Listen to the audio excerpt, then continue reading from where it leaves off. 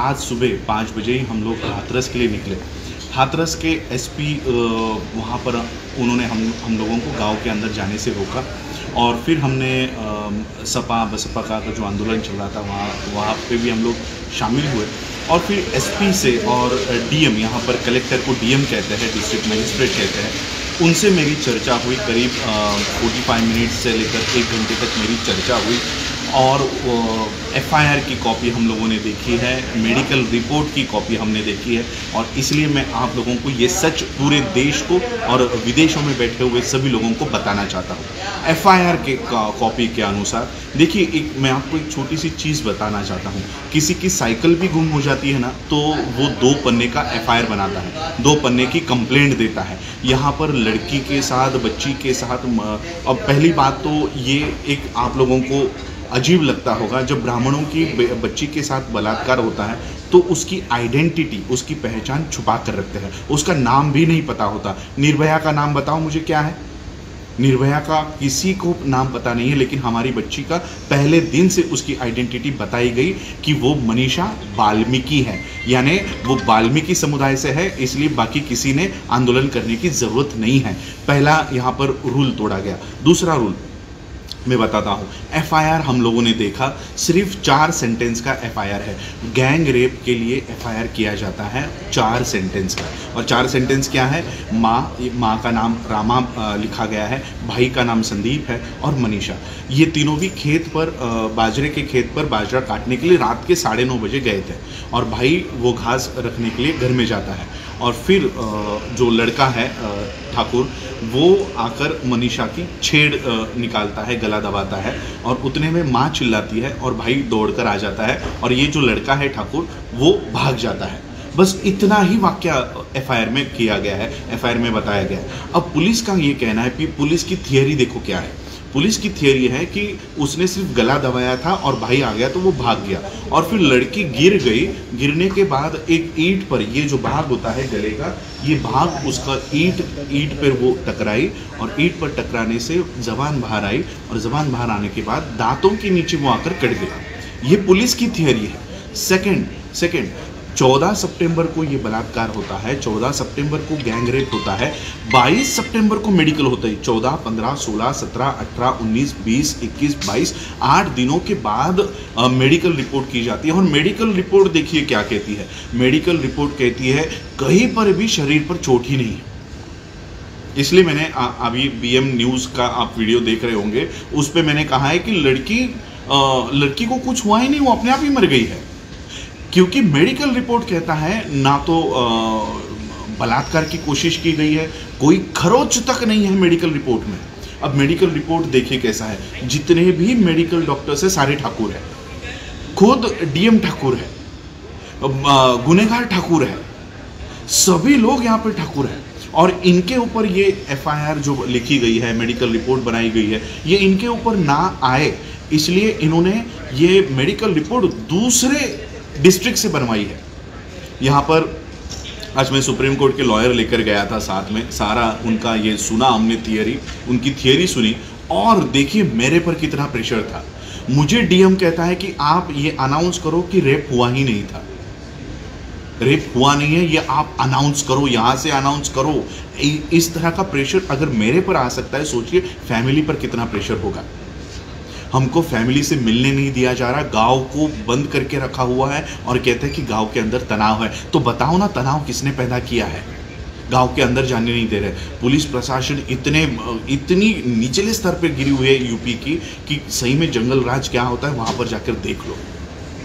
पूरी पुलिस इसमें शामिल है, पूरे मेडिकल स्टाफ इसमें शामिल है और ये नेचुरल है कि वाल्मीकि परिवार यानी उनके पिताजी ओम प्रकाश जी, उनके भाई संदीप जी, उनकी माता रामा जी, ये नेचुरल है वो लोग ये केस नहीं लड़ेंगे क्योंकि एक बच्ची तो वो गवा चुके हैं, वो अपने बेटे को, अपनी बीवी को नहीं गंवाना चाहते, इसलिए उनके ऊपर बहुत प्रेशर है। रात के 2:30 बजे बॉडी को क्यों जलाया, ये जब हमने उनको पूछा तब ये कहता है कि ये फैमिली उस बॉडी को लेकर बार्गेनिंग कर रही थी कि 1 लाख दो, 2 लाख दो, 5 लाख दो, 10 लाख दो और फिर जब 25 लाख पर इनका डन हो गया तब बॉडी जला दी। ये इनकी पुलिस की थियरी है।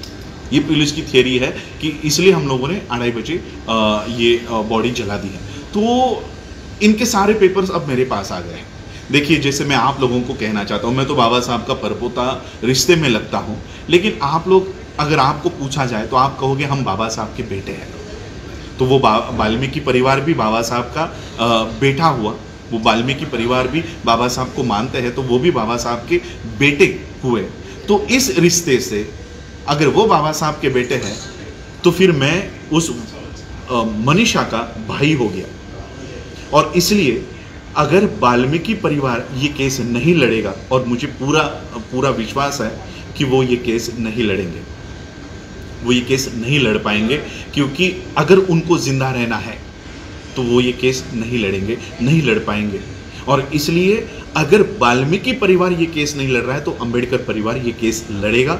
इसलिए सारे पेपर्स मैं आज वहाँ से लेकर आया हूँ, एफआईआर की कॉपी वहाँ से लेकर आया हूँ, मेडिकल रिपोर्ट्स की कॉपी लेकर आया हूँ, और इसमें इंटरवीन हम लोग करेंगे और ये मांग करेंगे कि ये जो केस है ये यूपी से बाहर चलाई जाए। महाराष्ट्र में, दिल्ली में, कहीं पर भी, बॉम्बे हाई कोर्ट में कहीं पर भी चलाई जाए, लेकिन यूपी से बाहर चलाई जाए। और इसलिए ये सारी रिट पिटिशंस हम लोग डालेंगे, इंटरवीन पिटिशन हम लोग वहाँ पर डालेंगे, और ये केस अब हम हैंडल करेंगे। क्योंकि हम देखिए, केवल उन 4 लड़कों को फांसी पर चढ़ाने से न्याय नहीं मिलेगा। इन डीएम से लेकर, एसपी से लेकर, मेडिकल प्रोफेशन के डॉक्टर्स तक, जब तक इनको हम जेल में नहीं डालते, एक उदाहरण जब तक हम सेट नहीं करते, तब तक हम पीछे नहीं बैठेंगे। क्योंकि आज देखो, हम हाथरस में गए थे, मैसेज आता है कि बलरामपुर में भी वही घटना घटी है। कहाँ तक जाओगे, कहाँ तक भागोगे आप लोग? एक दिन थक कर बैठ जाओगे। और इसलिए ये केस में हम लोग ऐसा उदाहरण सेट करेंगे कि अगर पुलिस थोड़ा भी इस तरह का गैर व्यवहार करती है तो उनको भी जेल के पीछे डालने के लिए कोई ना कोई यहाँ पर खड़ा है, कोई तो आवाज उठाएगा जो इनको कानून के तौर पर पकड़ेगा। और इसलिए आज ये सारे पेपर्स यहाँ से लेकर जा रहा हूँ, और within a week intervene application file करके ये सारा मामला हम लोग लड़ेंगे। वाल्मीकि परिवार भी अगर नहीं लड़ता हो तो हम लोग लड़ेंगे, और वो भी बाबा साहब के उस ऑर्गेनाइजेशन से जो बाबा साहब ने 30 सितंबर को बनाई थी, रिपब्लिकन के नाम से हम लोग ये ऑर्गेनाइजेशन को, सोशल नॉट पॉलिटिकल, कोई मेरा पॉलिटिक्स से लेना देना नहीं है, सोशल मूवमेंट हम लोग बाबा साहब की ये फिर से शुरू करेंगे। आज देखिए कितनी ताकत है अंबेडकर में। आज गांधी को डिस्ट्रिक्ट के बाहर रुका गया, लेकिन मैं वहाँ पर एक अंबेडकर वहाँ पर एसपी, डीवाईएसपी, डीएम से जाके वो सारे पेपर लेकर आया है। और इसलिए मैं आप लोगों से अपील करना चाहता हूँ, आप लोग देश में पूरे स्टेट्स में आप लोग ये आंदोलन कर रहे हो, लेकिन उसी के साथ हमको संविधानिक माध्यम से भी ये आंदोलन करना होगा। मैं इतना ही आज आप लोगों को बताना चाहूँगा, क्योंकि देखिए इतना प्रेशर था, मुझे बताया गया था कि दिल्ली यूपी में गाड़ियाँ पलटी होती रहती है, मुझे बताया गया था। इसलिए मैंने कहा कि जब तक मैं जिंदा पहुँचूँ दिल्ली में पहुंचने के बाद ये सारी बातें मैं आपको बताऊंगा।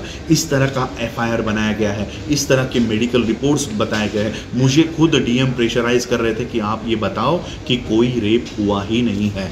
अब मैं आपको बताता हूँ, डीएम हो, एसपी हो, या देश का नहीं विदेश का कोई भी आकर ये बताए कि रेप नहीं हुआ है, तो भी इसे नहीं माना जाएगा, क्योंकि बच्ची ने, मनीषा ने मरते वक्त ये कहा है कि उसके साथ सामूहिक बलात्कार हुआ है। और वर्ल्ड का कोई भी कोर्ट जो डेथ हमारा होते समय हम जो बयान देते हैं उसको झूठा नहीं साबित करते। और इसलिए जो एफआईआर बना है, जो मेडिकल रिपोर्ट बना है, ये सारे के सारे मनीषा के उस डेथ के समय जो बयान उसने दिया है ये लागू होता है, और ये सारे इसमें दोषी पाए जाते हैं। हम केवल इनकी नौकरियां नहीं, इनको जेल के पीछे, सलाखों के पीछे डालने की पूरी व्यवस्था करेंगे। और मैं आप लोगों से ये साथ चाहूँगा कि ये मूवमेंट आप लोगों को संवैधानिक माध्यम से लड़नी है। कई सारे लोग इसको राजनीतिक तूल देने के लिए अपने यहाँ से, मुझे कई सारे, मैं किसी संगठन की बुराई नहीं करना चाहता हूँ, लेकिन कई सारे संगठन जो शुरुआत में मुद्दा उठाते हैं और फिर इसको आप लोगों ने देखा है कि हमारे बच्चों को जेलों में लेकर जाया जाता है, और जो नेता ये सारे मुद्दों को उठाता है वो भाग जाता है। तो मैं आप लोगों से विनती करना चाहूँगा कि ऐसी मूवमेंट मत चलाइए जहाँ पर क्योंकि संविधान आपके पक्ष में है, संविधान आपके पक्ष में है। संविधान बाबा साहब अम्बेडकर आपको वो सेफ गार्ड देकर गए हैं। इस सेफ गार्ड को ठीक तरह से इस्तेमाल कीजिए। ये जो सरकार है, योगी की सरकार हो, मोदी की सरकार हो, इनको हम संवैधानिक माध्यम से पकड़ेंगे, लेकिन इस तरह के अगर हम लोग मोर्चा और अनकॉन्स्टिट्यूशनल काम करते रहेंगे तो हमारे लोगों को फंसाएंगे ये लोग। इसलिए मैं आप लोगों से विनती करना चाहता हूं कि ये पूरे मामले को संवैधानिक माध्यम से हम लोग हैंडल करेंगे।